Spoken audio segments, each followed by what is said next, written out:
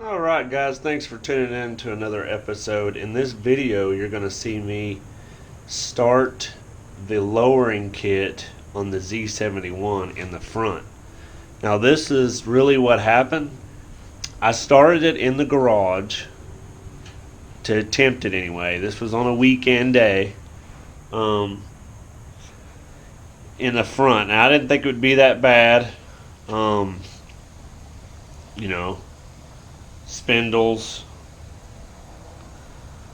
taking the lift kit out and all that, but what ended up happening as I started in the garage, see, I had to kind of leave a little bit of the truck hanging out the garage so I couldn't close the door. It ended up starting to get too late, and on top of that it was over 100 degrees that day. It was super hot. So I didn't get done with it, so I had to put some of it back together just to roll the truck back outside so that I could park it over here and then restart it again in the morning. So basically what you see in this video is the whole stuff I did in the garage that I had to re-put back together just to go back outside because I ran out of time. It took longer than I thought it would. And with the heat and all that, it was pretty tough. So this will just be the first part of the video. I'll talk a little bit right here before, and then the next video coming out will be me starting it outside where I really do a whole lot more work. The last video you just seen me with doing the ball joints, which, you know, putting it together, I ran into the ball joint thing, and I didn't want to put it back together with all them screwed up ball joints and have to re-disassemble it again already another time. So what took so long is because I had that lift kit in there, and with the lift kit in there, you know, I had to disassemble all that before I could even install the lowering kit. So just doing the lowering kit alone wouldn't have took as long if the truck would have just been stock. But I had to take it from a really extreme high down to a really extreme low. So, and then on top of that, the front differential, it was modified for the lift kit. So I had to find one that was unmodified in order to put it in. So that was a whole nother can of worms in itself too, which you'll see that in the next video. This is just a short video of me doing it in the garage and putting, well, it doesn't really show in the video me putting it back together. I don't know what happened to all the footage, but basically I attempted to get going, talk about it, and then I had to put it back together. And then the next video you're going to see coming out next will be you'll see, notice it's outside, so stay tuned for that one. So anyway, sorry for the bad footage on this part and the whole lot of not talking, but you know, I was trying to rush this and it was hot. I've been working a lot of hours, so apologize for that, guys. But keep watching and you'll see the footage, and I'll talk again afterwards. Alright, so basically over here, this one's lifted so it seems awful high, but you just take, you know, your brake stuff loose, the nut in here, and put the different spindle on, so it's not really too big of a deal. But we got to take this lift kit out before we can start on the lowering kit.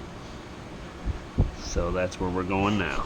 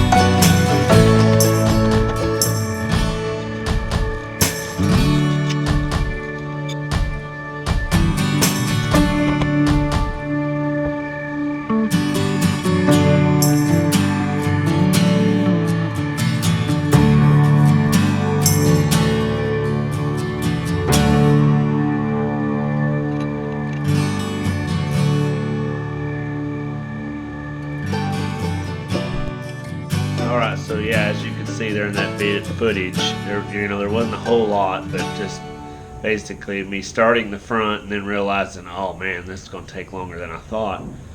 I'm going to have to wrap it back up so I can roll it back out of the garage to start this outside in case it rolls over into more days.